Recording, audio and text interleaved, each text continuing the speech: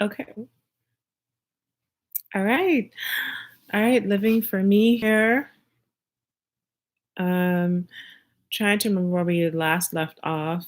I believe it was reviewing red meat and cancer. This is still the science of nutrition. Um, I think we're talking about. I think I was talking about red meat and cancer. Okay, so I'm going to read this slide. So the evidence links that diets high in red and processed meat with a moderately elevated risk of cancers of the digestive tract, breast, and prostate. Yeah, I think I remember reviewing this last slide. So also talking about we talked about this in class about how certain cancers are related to certain parts of the body. So in this case, red meat is linked to always the prostate. It's linked to breast, and it's linked to digestive tract. Okay, digestive tract. So that would basically your tract is your small intestine and your large intestine. So in that area, so once it leaves the stomach, that area, so something happens if for those who are heavy meat eaters, um, over time, something happens there where it leads to cancer. Um, and so the slide even listed, red meats, beef, lamb, pork, a goat, um, but really specifically processed meat. Oh, I know I talked about this last time, the nitrates. Um, Hold on one second. Nitrates.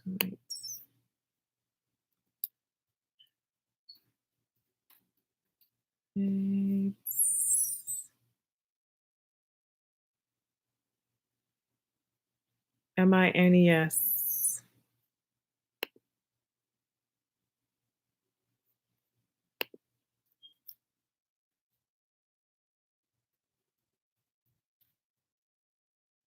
Yeah. Nitrosamines. Nitrosamines.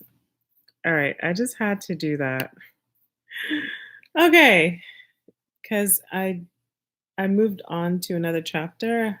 I haven't really finished this because I knew I was going to videotape it for my own study. So nitrosamides.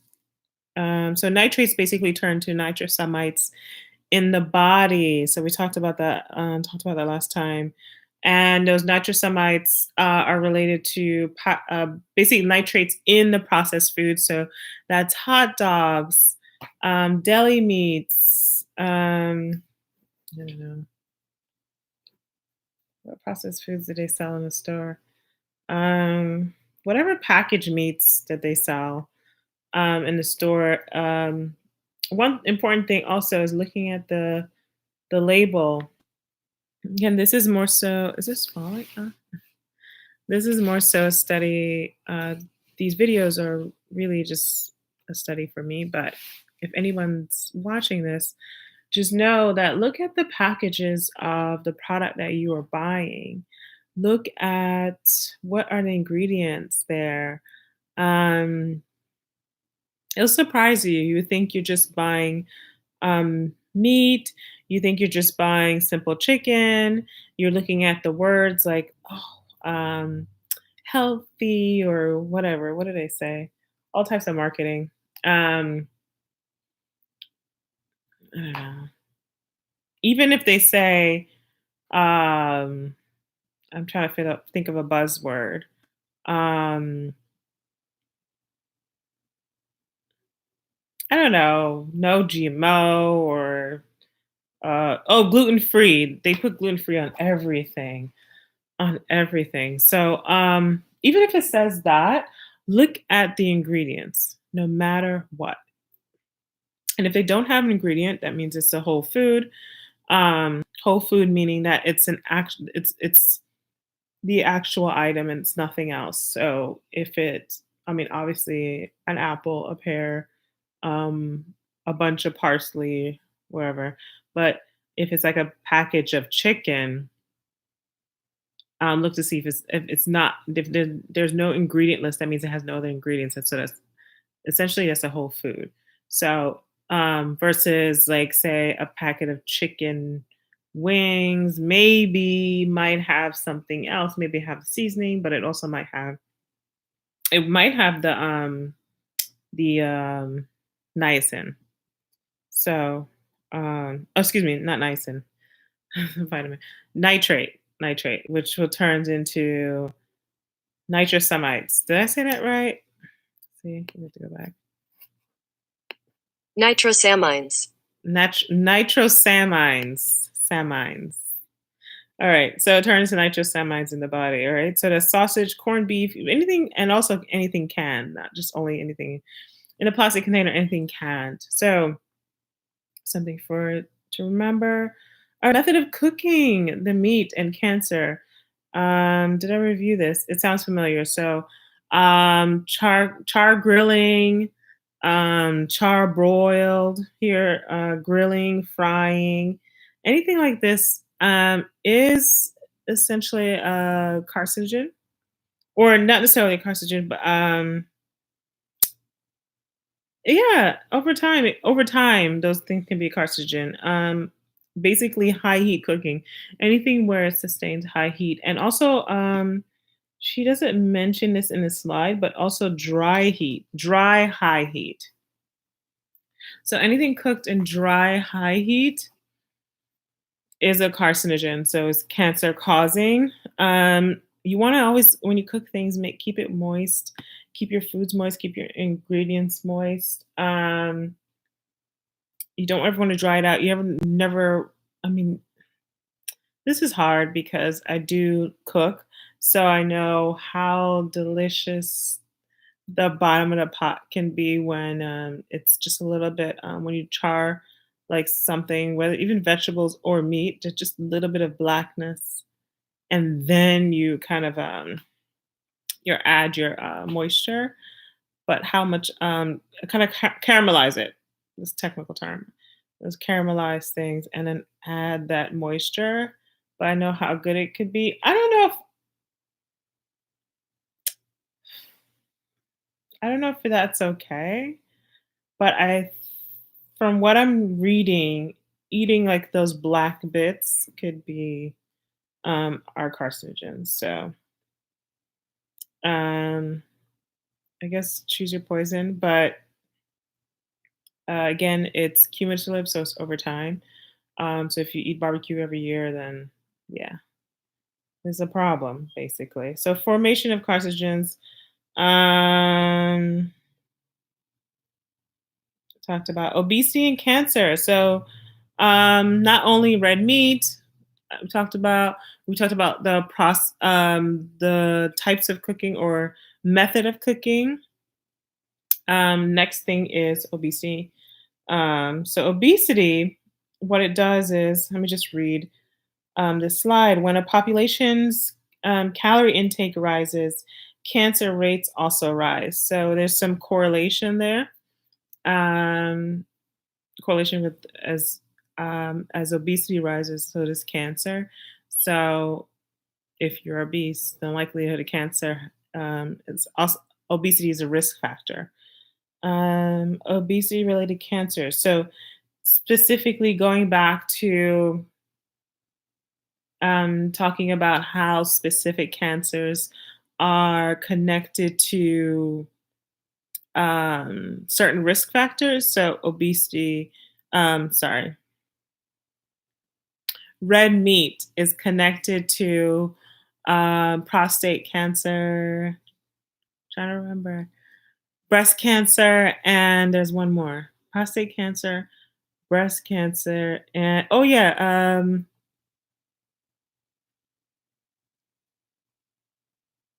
digestive tract.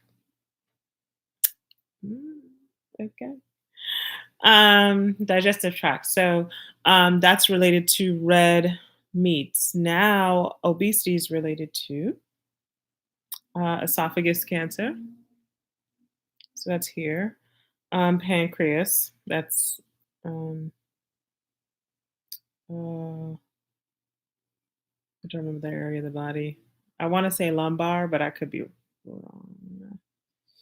So I'm gonna leave that alone. But I know it's the lower part, just below your stomach, I believe. Pancreas is. All right, the colon and rectum. So that's technically a part of your digestive system. It's actually the last parts of your digestive system. Last parts meaning um, once food's been digested, water has been absorbed. Your colon and rectum are the last few stages that waste is going through, basically. So it's having to do with waste. So obesity cancers are in the areas of waste. Breast cancer, but specifically after menopause. Um, Endometrium. I don't know where that is. Endometrium. Let me write that note down.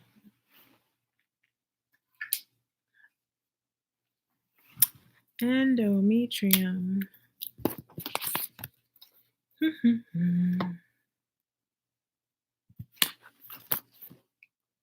Wait, where's my paper's gone?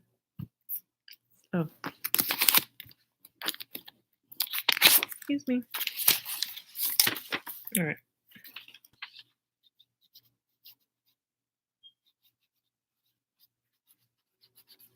Okay, endometrium. I'm trying to think. Endo. I should know what endo means. Shoots. I should know what endometrium. I mean, I haven't had that many nutrition classes. This is like my second, technically. So, but anyway, kidney. So kidney has to do with a lot of filtration. Your kidney works so hard. The girl's putting in overtime in the body. So I can just imagine what that means in relation to being overweight. Um, Probably lots of filtration. So a lot of filtration of a lot. So you're obese, so that means you're eating a lot more. And the quality of your food is also probably not the best or calorie heavy, energy heavy. So um, the rate at which I don't know if it's necessarily the rate, I'm just thinking it through. So the rate at which your kidney is processing, and also so a lot happens when you work out.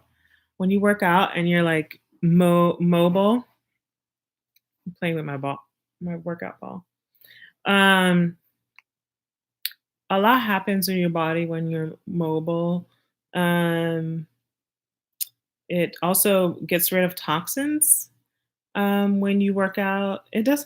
Working out does a lot. I mean, apart from the endorphins and just so many things, waste moves quickly out of your body when you work out. A lot of things happen. It keeps things moving in a plain sense or a layman's terms. I mean, apart from the obvious, like your body being conditioned. Um, these noises my ball is making is not so cute. Sorry. If anybody's listening. Okay. Um, so yeah, that's with the kidney. I can gather that's just trying to relate it just in case she asks. Can kind of bring some correlation to why the kidney would be affected. Also, something else I was thinking about. Maybe so. Did I talk about the quality? The quality of food. So And also, are you getting enough water? So all that, no working out, everything's kind of like almost stagnant. So I don't know if this is right, but I'm making it make sense in my brain or to remember that what are the why obesity is what areas of the body that or cancers are affected by the risk, obesity being a risk factor. So I'd imagine maybe like if you like a swamp, like if everything's stagnant, you're just putting everything in. It's almost like a landfill, I guess. You're just putting things in and you're not taking it out. You're not able to move things out. So you're okay, bring it to real life. You're eating. You're not moving it. You're not moving, so you're not moving your body. You're probably not having enough fiber. So that also helps you kind of eliminate and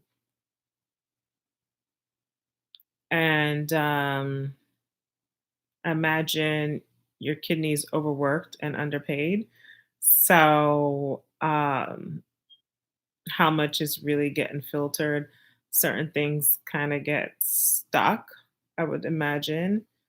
Um, like your colon and like in your rectum. Oof. All right, I want to think about it. Like I want to be a dietitian, but like anything nurse related, even though most of my family are nurses, I don't know if I can deal with certain information. But anyway, so that's pretty much it. I'm being ridiculous. All right. So thyroid.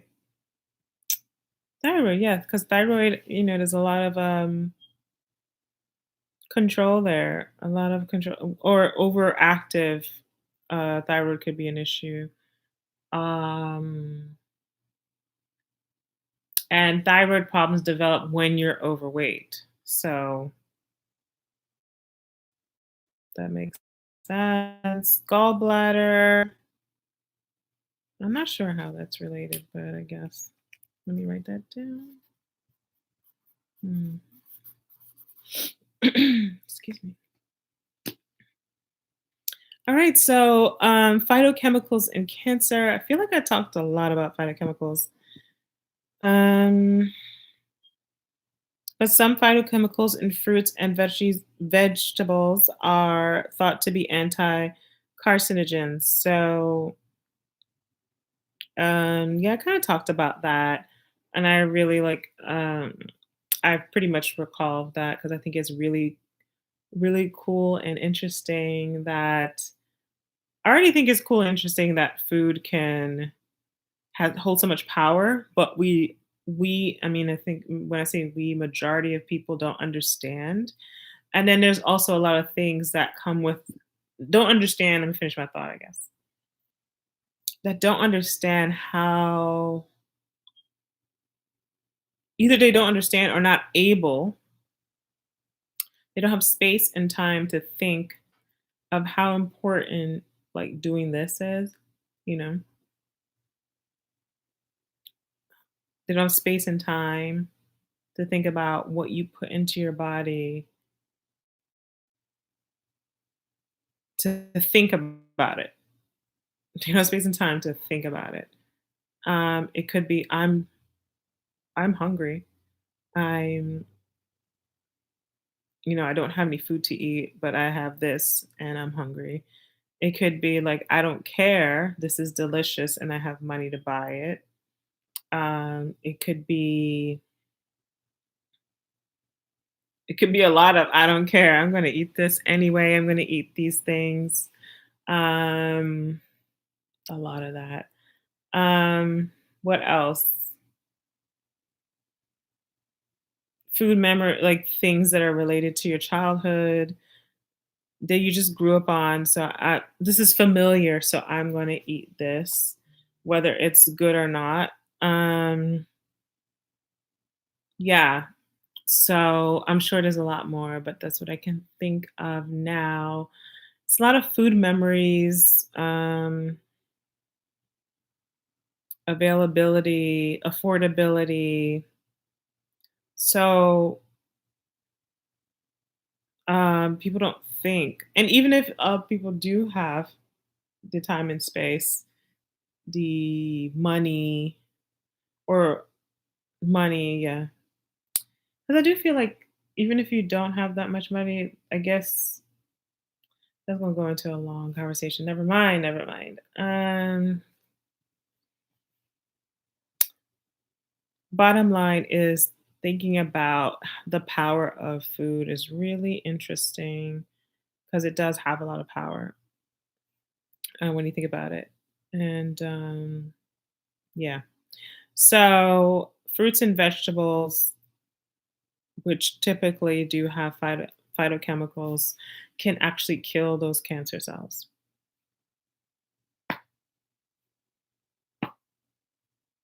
Period. Research shows that consuming 5 fruits and veggies per day can prevent against cancer.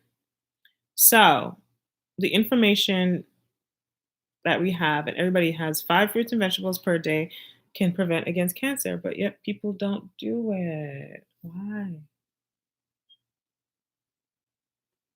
I don't know. I guess that's for me to find out. I want to service clients. But clients that I do have, like just as a coach, um, like a food, like a food mentor. Um, I mean, I'm still learning because my approach is meet the person where they are. Um, and part of me is like, you got to make a decision and just choose. I mean, slowly make the changes once you choose. Like, don't go crazy. Like people want to do keto, they go keto crazy. Oh my gosh, I'm doing keto or whatever the popular diet. Just eat fruits and vegetables. Like I, I know I know I need to relate, but I just eat fruits and vegetables. It doesn't need to be a name to it. Eat fruits and vegetables. Find the fruits and vegetables you love and eat them. But that's not how it works, I guess.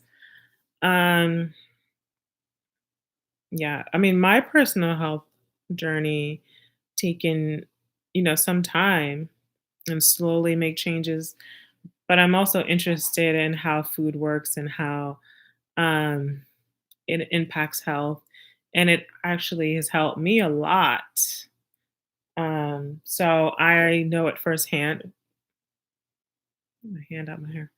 I know firsthand how it's helped me. So fruits and vegetables, I mean, it means nothing to me now, but I know people have issues or something is blocking them from eating fruits and vegetables. I mean, a lot is. So I guess that's my job and my goal is to figure that out. What's that about?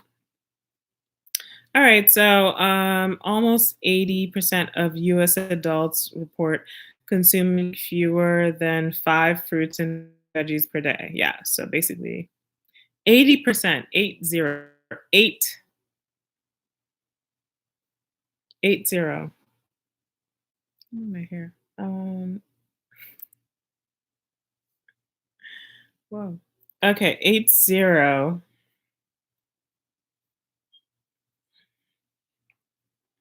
There we go.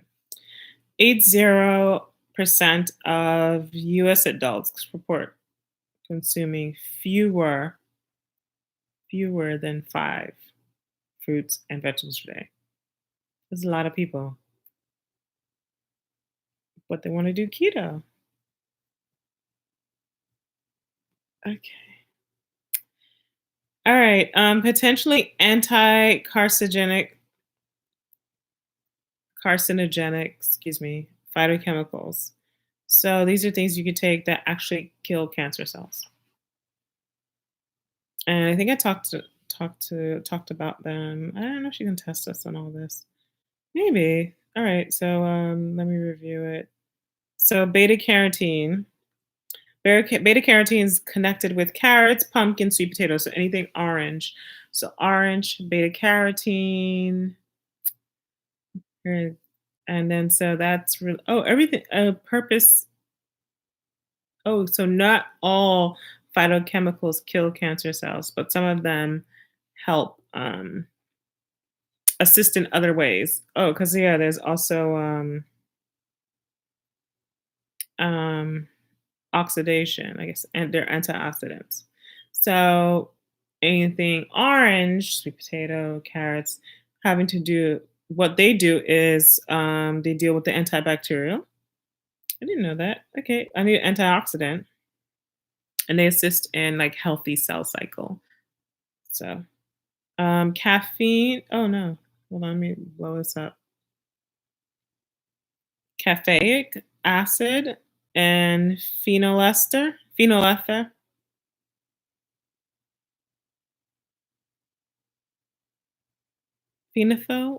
phenethyl ester.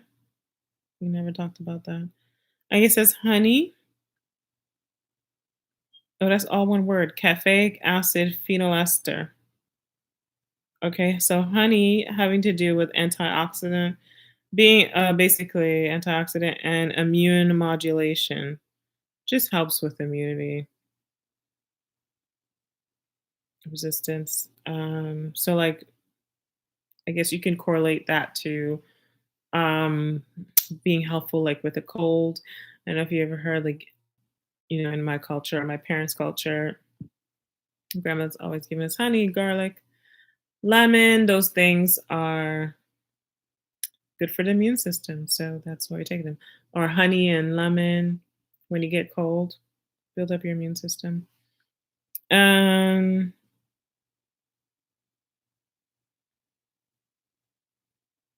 capsaicin, capsaicin. I think it's capsaicin, which is red peppers. That's also for immune modulation and apoptosis, which is apoptosis is cell death. So red chili peppers, um, sounds like any chili peppers is good for that. I've heard of capsaicin, if I'm saying it right. I've seen it. Capsaicin chili peppers. All right, so having to do with cell death. So I think it's important, and of course immunity. Another thing when you're sick, you take spicy foods. Um, cars. It looks like cumin, but it's not. Cur curcumin, curcumin. Which is basically that's the phytochemical. These are the words that I cannot or temporarily unable to pronounce are the phytochemicals. Okay, curcumin is turmeric, and turmeric has to do with immune modulation. So turmeric, yes, turmeric every day, or as much as you can, as much as you can possibly um, have it. Turmeric, and it's known or it's said that turmeric is best digested with or digest best, yeah, when you have it with black pepper. So if you have turmeric, have it with black pepper. Whether you're making a latte, oh, turmeric lattes are so good. You putting in your food, seasoning, salad dressing. I love to put salad dressing. Um, Anywhere you're not heating it up too much. I guess you could heat it up, but not too much. All right. The next phytochemical is diallyl sulfide.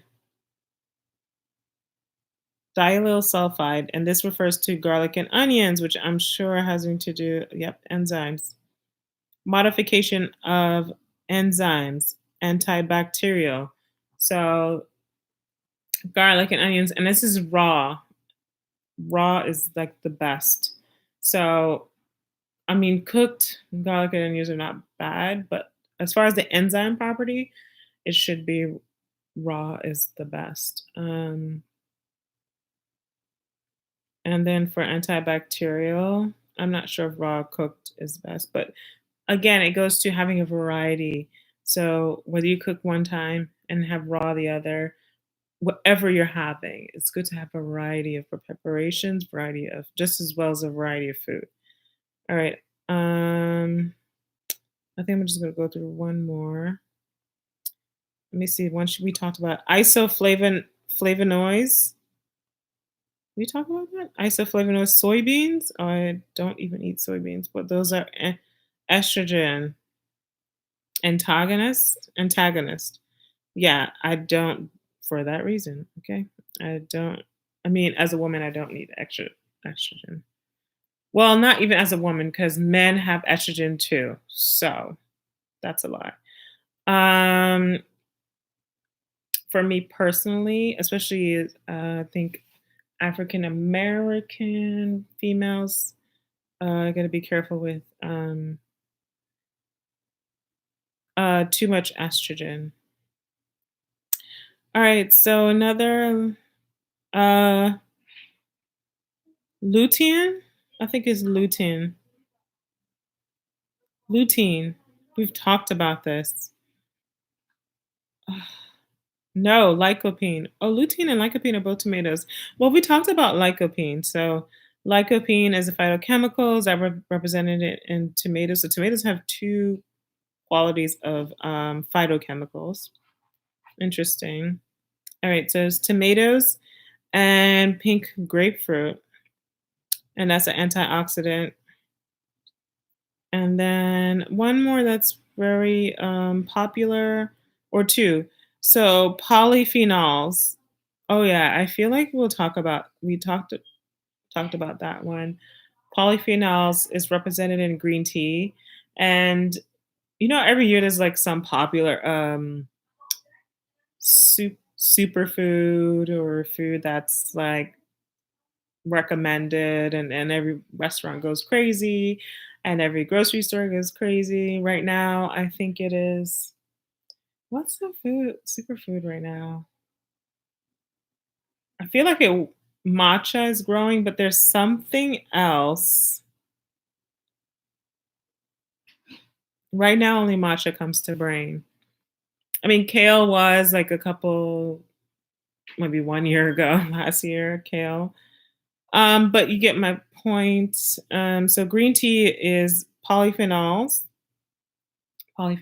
Green tea is the food source, and that has to do with apoptosis. So this way, they have green tea. Is apoptosis is cell death. So basically, it promotes cell death. Sounds harsh, but cell death is good um, for cells that are not have not developed well, not divided well, and not been produced well.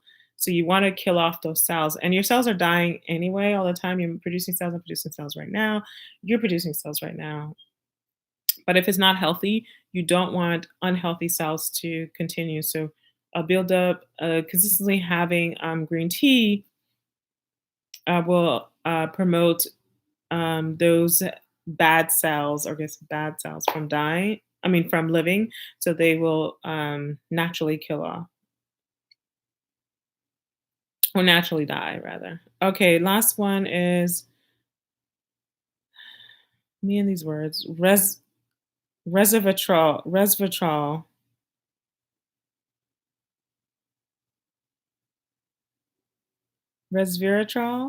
I might be right. Resveratrol, resveratrol, resveratrol for tonight. No, resveratrol. I believe that's what it is. Our representative food source is are grapes, and this is going back to, I think I noted that red wine. That's why I say red wine is good for you, because resveratrol, resveratrol. Um, resveratrol represented in the red grapes. It says only grapes here, but I remember her specifically saying red wine, and I think of red wine, red in a paper that was red wine. I'm not sure. I mean, obviously, white wine is made from grapes as well. It's made from, I guess, a various white grapes out there, and there's various red grapes. It just says grapes on this chart, so I wonder if white wine is also good for you. But resveratrol, if my memory serves me correctly, is specific to the red variety of red grapes, but that's that red color. So it's an antioxidant and immune modulation. So all these phytochemicals, and then their food sources that are various. That's why it goes back to, and then their benefits or what they do in the body. That's why it's good to have a variety of diet. It goes back to that as well. A variety of these phytochemicals, a variety of fruits and vegetables, also continuously, year after year after year, allow you to have better health outcomes. So it reduces your risk of pretty much anything if you're consistently eating healthy. So that's about that. Okay, last few slides. Cancer prevention recommendations: maintain a healthy body weight, be physically active. Number three, limit consumption of energy dense foods. Didn't I say that? Oh my gosh. Anyway, limit consumption of energy dense foods. And energy means calorie dense. So your fast foods, your processed foods, all that calorie dense for no reason. Because can have good home cooked food and um, less calories, but just as satisfying and delicious. And sweetened beverages, so sodas, sugary drinks, the sugary lemonades, all this, that's already in the can, not made from home, not made from like fresh lemons, sweetened beverages. Number four, eat mostly foods of plant origin, nutrient dense. So versus energy dense, you want to focus on nutrient dense. So changing that mindset of instead of energy dense, like high calorie, I'm like, okay, nutrient dense foods. What are my nutrient dense foods? Focus on that. And then phytochemicals. So let's see if I can remember. Cancer prevention, number one, working out. I know I didn't say working out, but working out. Eating, limiting energy dense foods, eating more nutrient dense foods like phytochemicals, fruits and vegetables, and then did I say working out or movement?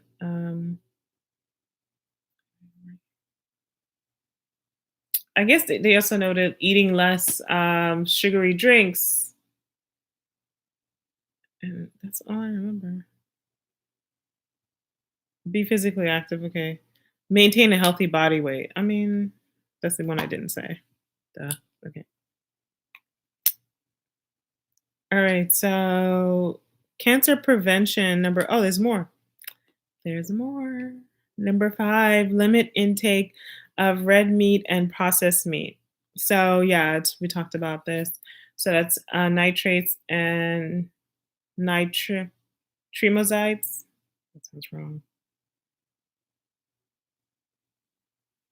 Nitrosamines, yeah. But basically, looking at the package and ignoring, not purchasing any foods that have nitrates, processed meats, red foods. Um, oh, there's something I missed. Polycystic aromatic hydrocarbons. Polycystic aromatic hydrocarbons. Did I miss that? Mhm. I don't see it. Oh, formation is under formation of carcinogens. Polycystic aromatic hydrocarbons, but it doesn't go into that. I'm gonna have to do some reading. Polycystic, polycyclic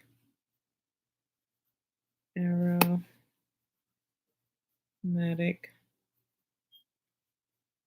hydrocarbons.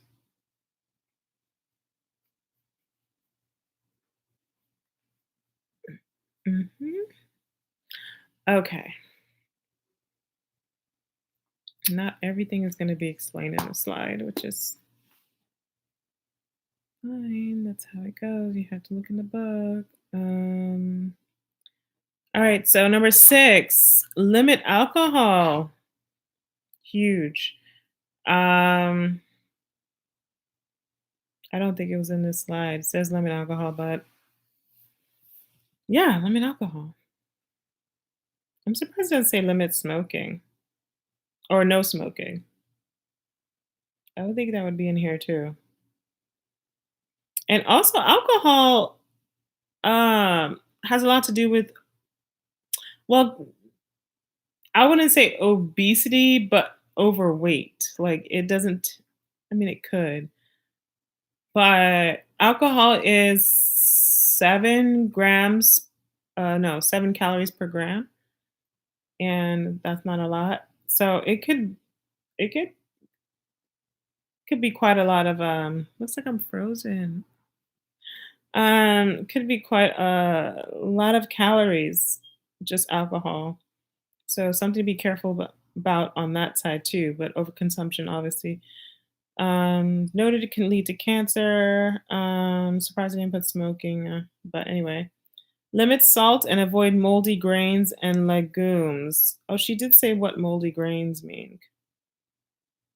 I don't know what moldy grains are. I think they're non-whole foods, like non.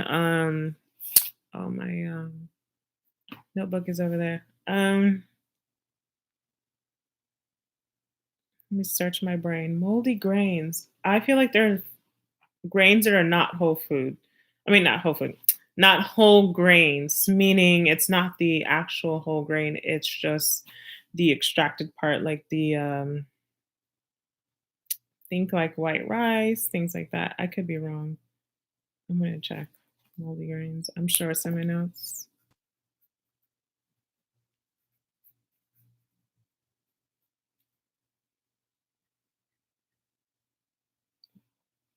Oh my gosh, no. I almost marked my cashmere pillow. Anyway.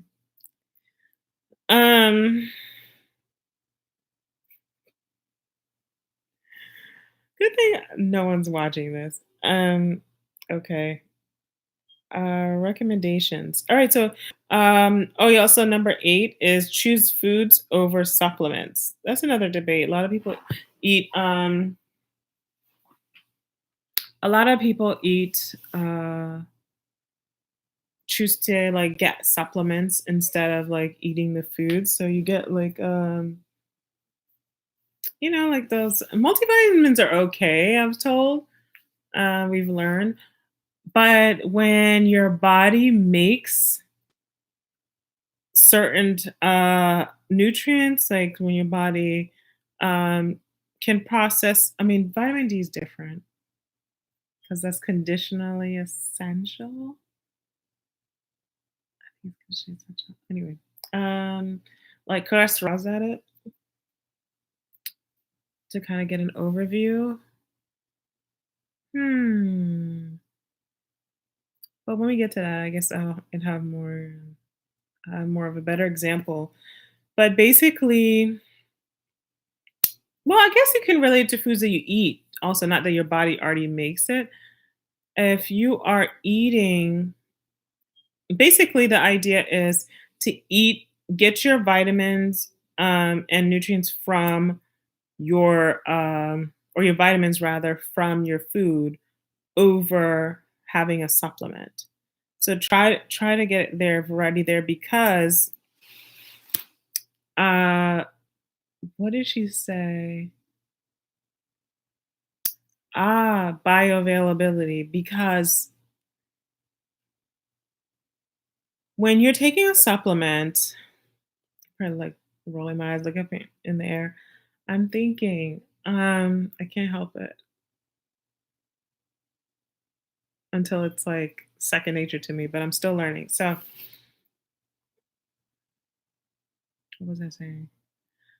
Uh, Bioavailability. So the thing is, bioavailability refers to basically what is actually digested, what is digested, um, not from your intake. So you eat something, how much of this nutrients is actually, I guess, Latin, I don't know the better word for it, but extracted and basically goes into your body to do the work, or how much of it can be extracted versus excreted out of the body.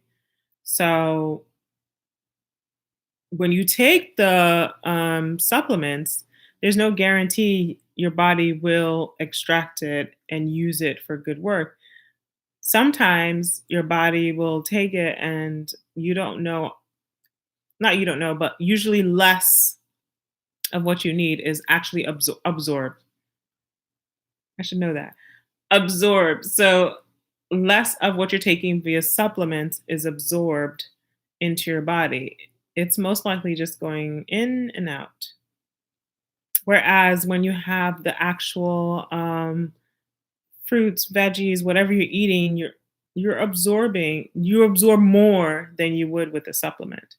Also, if you're eating a lot of one vitamin, phytochemical already, then sometimes you might have too much because if you're already eating it and you're taking a supplement, it might be too much and that may cause damage. It might do the reverse of what you've intended. So always think about it. Too much of a good thing is bad. Um, s- Too much of anything, not a good thing, but too much of anything is bad. All right. Um, so that's number 8. Choose foods over supplements. So eat foods always over the pills. Special recommendation number 1: women should breastfeed their infants. Yes, yes, and yes. I mean, God made this. God, God created it perfectly for the child to survive. I mean, there's cases obviously when women can't. Um, I've heard, that women can't in some instances, but those are special cases. But if you can, no question. All right. Special recommendation number 2: cancer survivors should follow the same recommendations.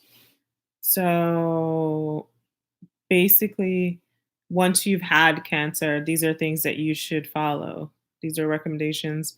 Doesn't say from where, but I'm um American Cancer Society. There you go. All right.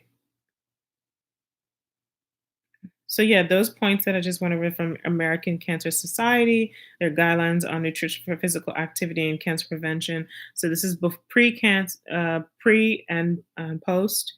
If you have no history of it, you should be following this. If you have some family history, you should. If you have, it's just overall good recommendations. Again, the recommendations are: limit your alcohol beverage consumption, adopt a physical active lifestyle, choose foods that help maintain healthful weight. Weight is important. Um, we're all talking about like this body positivity and yes, Body positivity within a healthy weight. That's for you. And I know that's a touchy subject, but it's important. Limit consumption of red and processed meat, especially those high in fat. It's said that, we don't need to eat red meat, especially African American, not especially African Americans. I'm like, we as in people don't need to eat red meat. It said that we are vegetarians, and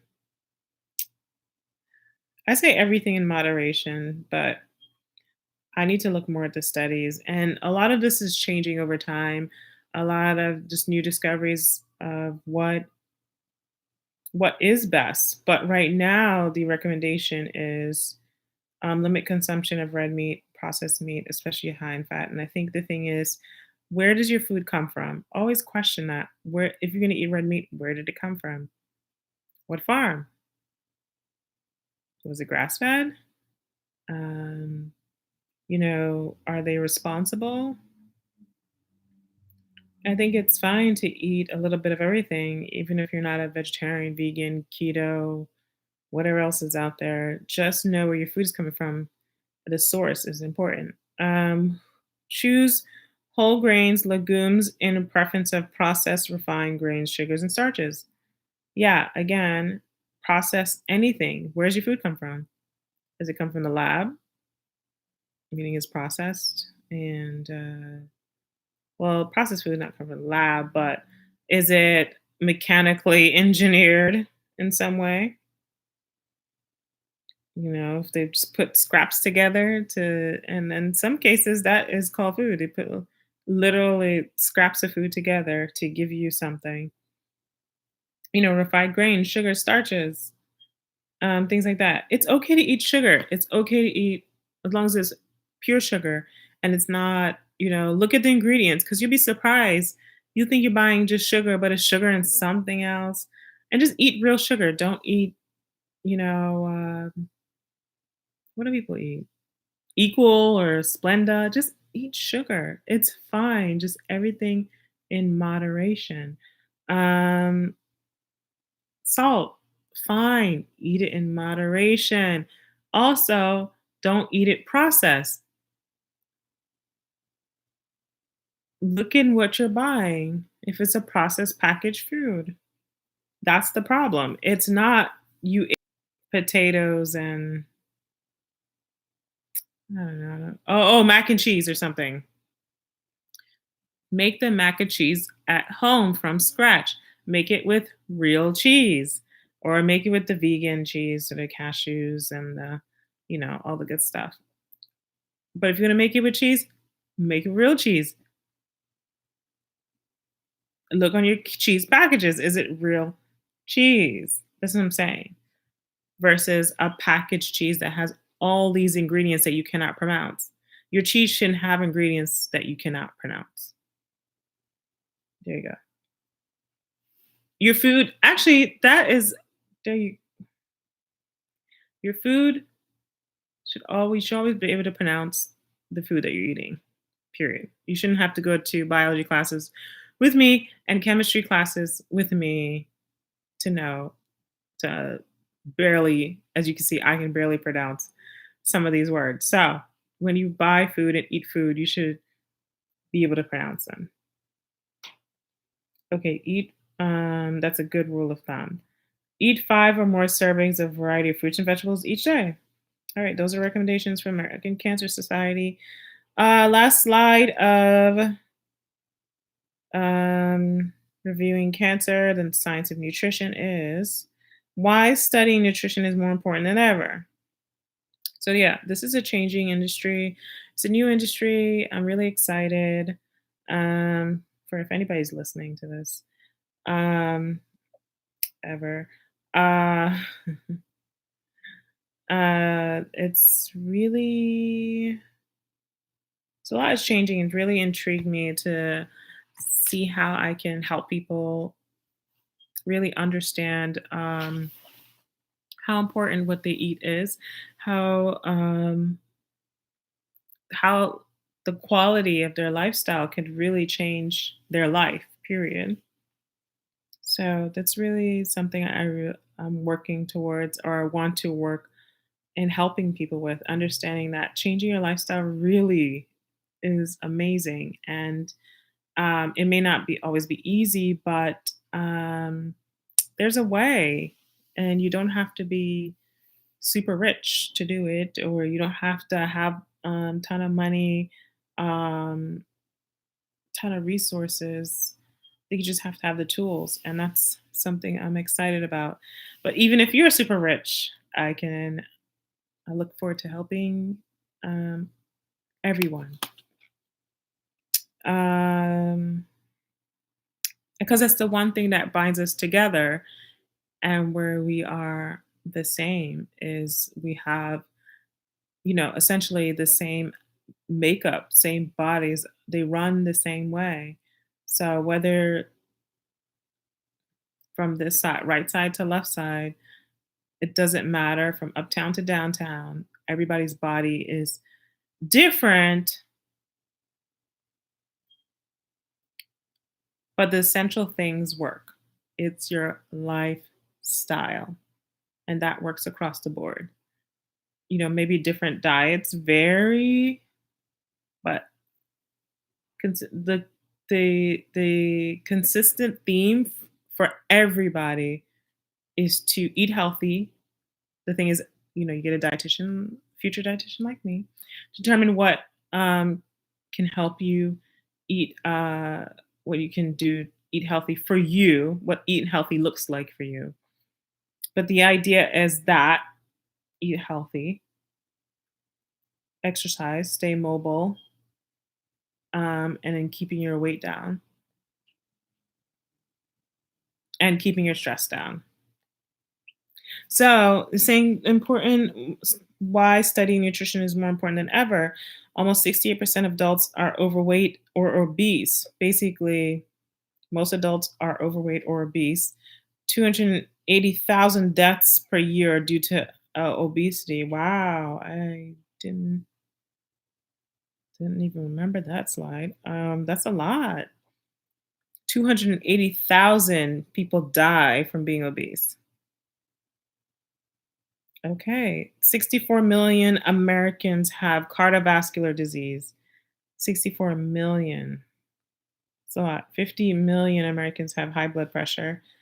That's significant. More than 1 million Americans have type 2 diabetes. And type 2 diabetes is an illness. It can be reversed. It's a disease. It's crazy. 25% of all deaths in the US related to cancer. So that's why it's important. And I'm here for it. All right. Goodbye.